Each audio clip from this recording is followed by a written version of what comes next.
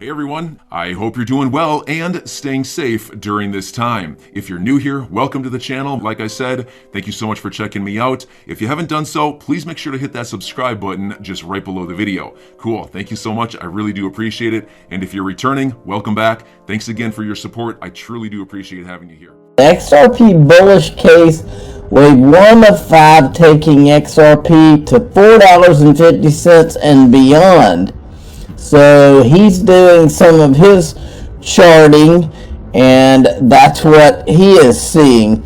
Again, I'm not a chart guy, but I like to show some people who are, and this looks like I like the way this looks. Okay, now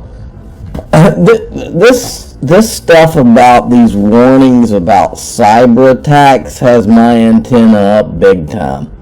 And I've kind of put this one's the FBI's warning of the U.S. private sector to be prepared for potential cyber attacks. And you know, I think back, and every single time, I remember, was it Equifax that was hacked like a year or two, or maybe 3 or 4 years ago? And that one, like a lot of these, just about all of them, and then we've had different hacks of the U.S. government, you know, pipelines and everything. They never found out about them until 3, 4, even years after the hack occurred. But this time, our government's able to predict it in advance, almost like they have a crystal ball. And this sends my antenna up, because I smell, it's like a coordinate, we keep seeing this from every angle. It's like a coordinated message of beware, there's going to be cyber attacks. Well, something doesn't smell right about all this to me. Okay, moving along. Now, do you remember the memo? Remember where Dax Hansen, in my last video, I showed you the memo that Ripple got in 2012, was it? That was their advice from Perkins Coie that XRP was not a security. Dax Hansen is one of the attorneys at Perkins Coie that gave them that. Well, this is Dax Hansen at a polymath event, and he's there with one of his partners, Lowell Ness. Lowell Ness is the same attorney that wrote the safe harbor that became the Bill Hinman speech and got Ethereum the free pass. So something doesn't smell right here. Okay, so I said, why is Ripple being sued? Now, Jeremy Hogan has weighed in on some of this too. He says Perkins and Coie wrote the legal memos for Ripple back in 2012. They assisted Hinman draft his 2018 Ether is no longer security speech. The Perkins and Coie website then posts that other senior officials and the chair of the SEC are in a growing consensus. Strange coincidence, but my wife looked at it this afternoon and thought of something I hadn't thought of. That the guidance Ripple followed back in 2012 is perfectly in line with the Hinman speech. She then argued it so well that I made her do a video with me. And here's a clip from their video. Legal memo addressed Ripple's initial business strategy, and this is what is said about the initial business strategy. Looking at the second page, Roman numeral 3, paragraph A. Is sold to investors who provide founders with the capital necessary to launch and operate new coin, which later became Ripple. The coins will likely be considered securities and subject to regulation under federal securities laws. So Ripple must have just ignored this advice and moved forward anyways, right? No, in fact, Ripple instead took this advice and came up with a revised business plan, which included not making sales of XRP to individual retail purchasers, but only to wholesale exchanges, and instead focused on obtaining private equity funding in order to build out the XRP ledger. And then, after making those changes to its business plan, Ripple went back to the law firm and received the October 2012 memo. And here is what that memo concludes. Looking at page 4, we believe that a compelling argument can be made that Ripple credits, which would become XRP, do not constitute securities under federal laws. Given the lack of applicable case law, we believe there is some risk, albeit small, that the SEC disagrees with our analysis. Well, now, as we know, the SEC did not disagree with that analysis and did not state that XRP was a security, despite knowing exactly what Ripple was doing with XRP, all the way until it filed the lawsuit 8 years later. And then going back to the memo for a minute. Later in the memo, under the legal analysis section, the memo states, we understand that the primary reason for purchasing Ripple credits, XRP, is to facilitate online commerce, not to engage in speculative investment trading. As such, given the commercial nature here, Ripple credits, which is XRP, should not be considered securities. And so, Judge, Ripple followed the legal advice contained in the October 2012 memo to a T. And later in 2018, Director Hinman's 2018 speech actually reinforced this legal opinion that Ripple had been provided 6 years prior. And then it reached out and discussed what it was doing with the What a farce this whole case is. Eleanor Terrett says both Ripple. So anyway, this right here I wanted to show you. Where does it say credits? Right here. So our XRP is also known as Ripple credits. Eleanor Terrett, both Ripple and XRP have been trending interchangeably since Thursday. So keep your eyes open. Now, I don't think I'm going to play this, but there's a series of videos that are going around where this guy is explaining to Joe Rogan about CBDCs, and what he's talking about is CBDCs and how they're programmable money, and he's talking in terms of the negative, the way in which digital currencies could be used by governments to control the people. Now, I've told you for a long time, I believe this technology can be used for good or for evil. I am for the good part, transaction costs being very low and speed of payments and all of that. I am not, and never will be, for any kind of programmable money that's designed to control the people and tell you what you can spend your money on and what you can't, and to try to tax you or to take your money from you with the will of the government. I am not for any of that. So any of the uses that go in that direction, I think there will be a lot of constitutional fights, at least in this country, if it tries to go that way. Now, John Deaton today, he said, I have an honest question for the Digital Chamber of Commerce and Perry-Ann Boring, who runs the Digital Chamber of Commerce. You filed a pro-hack motion to appear as amicus counsel. It was denied for not following the local rules. There's no shame in that, because I was also initially denied for the same reason. Any future plans on refiling? Well, I said, yeah, John, I would agree. These industry organizations owe the industry some answers as to whether they represent Bitcoin, Ethereum, or the industry as a whole. Here's Perry-Ann Boring sitting in a conference given by the Chamber of Digital Commerce with Joseph Lubin sitting just a few people down. And this was given in 2016.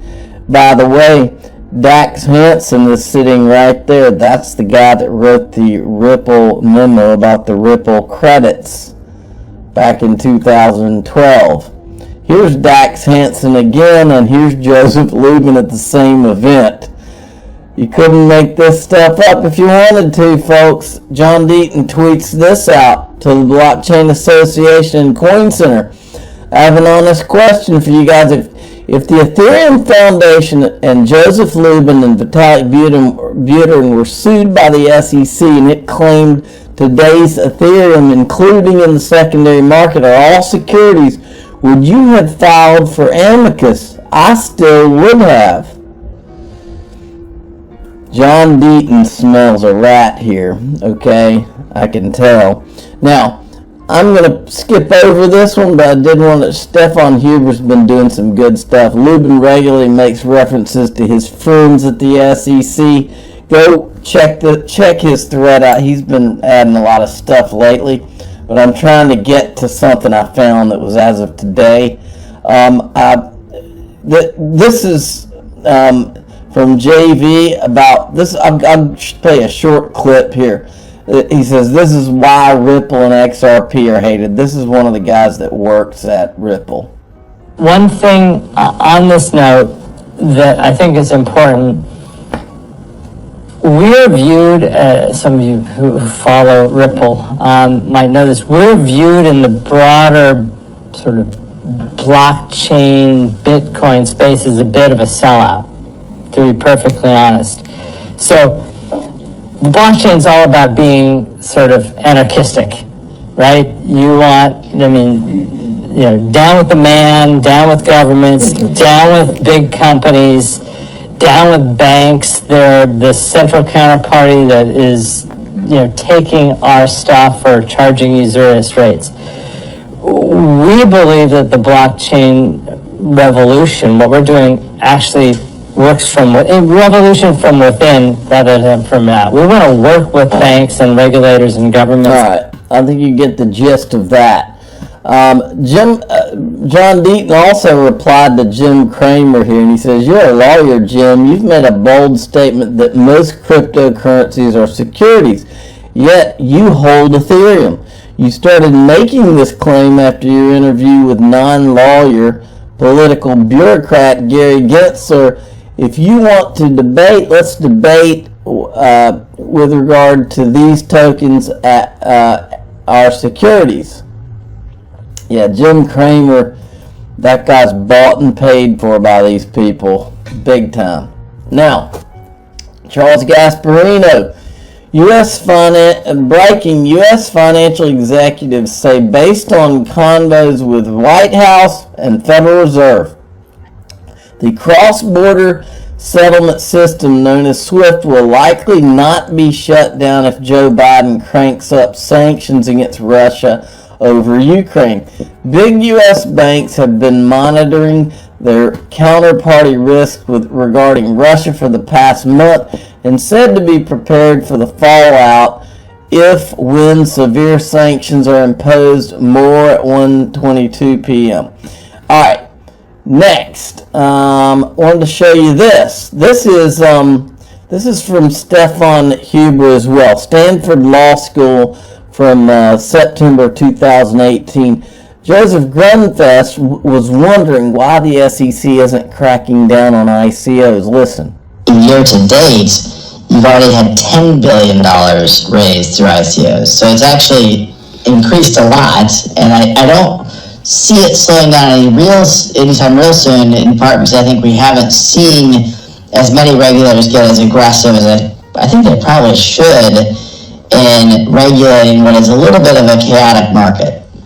Yeah, I'm with Brad entirely. I was quoted in the New York Times a while ago as saying these ICOs are the most open and notorious violation of the federal securities laws since the Code of Hammurabi. And why the SEC hasn't been more active, they've only brought 7 actions to this point, is a mystery that I can't explain. I think that we have explained it thoroughly on this channel. Now, this is a great tweet. Stefan Huber has been working his butt off today. The SEC wants to ensure transparency. Look at this. SEC Digital Assets Framework. 1. Was the blockchain funded in a traditional way and not through an ICO? Ethereum Consensus, Ethereum Foundation, no. Ripple, XRP, XRPL Foundation, yes. Was the blockchain developed in the U.S. and did it adhere to U.S. laws? No, but yes in the case of Ripple. Were the identities of the investors transparently disclosed during financing? No in the case of Ethereum. Yes with Ripple. Were the largest holdings made transparent and the identities not deliberately disguised? Ethereum, no. XRP, yes. Did the financing of the blockchain comply with tax and money laundering laws? Ethereum, no. XRP, yes. Folks, you couldn't make all this up if you tried. This is so backwards what we are witnessing with what Gary Gensler and his SEC is doing and what Jay Clayton and his SEC did. None of it makes any sense.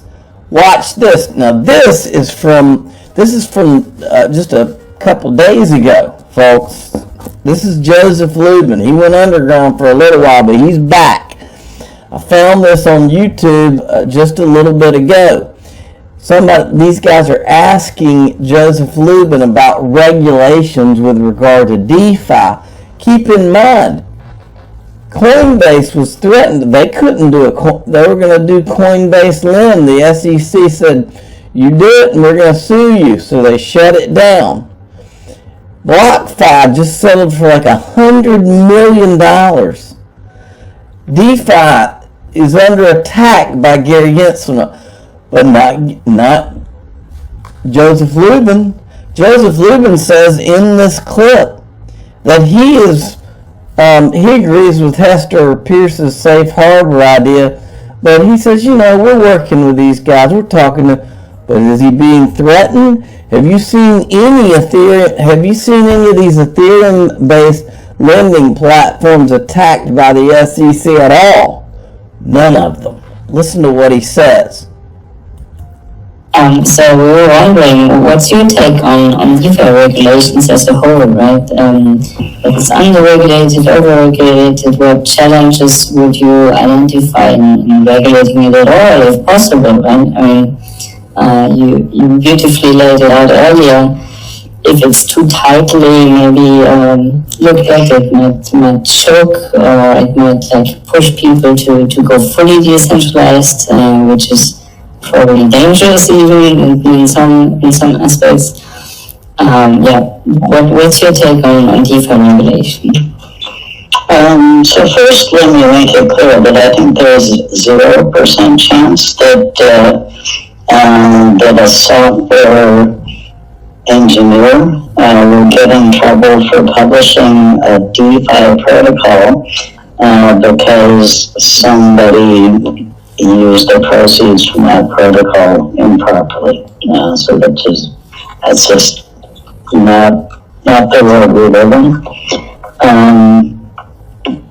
There may be countries where that could happen, but not in Western liberal democracies. In terms of general regulation, again, publishing a DeFi protocol is likely to be protected free speech. If you are managing interactions with it, if you're making money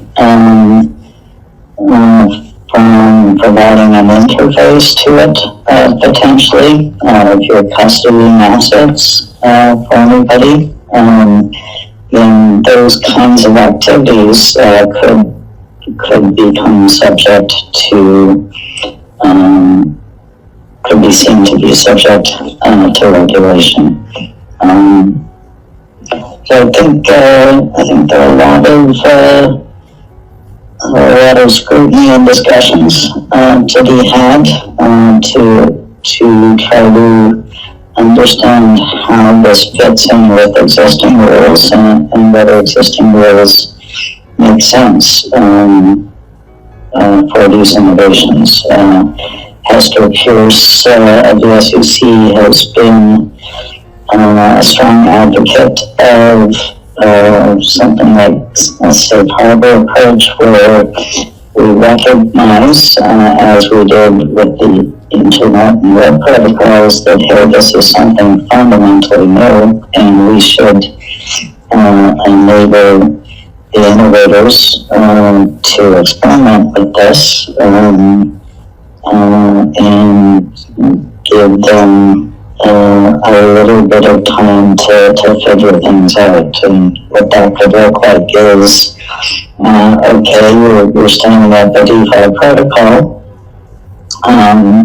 It might look a little centralized right now, but if you get it sufficiently decentralized and a reasonable period of time where nobody's really controlling it, it's just a mechanism on a network, then you should be given a pass potentially to go ahead and do that sort of thing. So bottom line is, it's a powerful technology and powerful. Did he just say you can get a pass after all these months of us saying he got the Ethereum free pass? You telling me that came out of nowhere? Listen to it again. Innovators.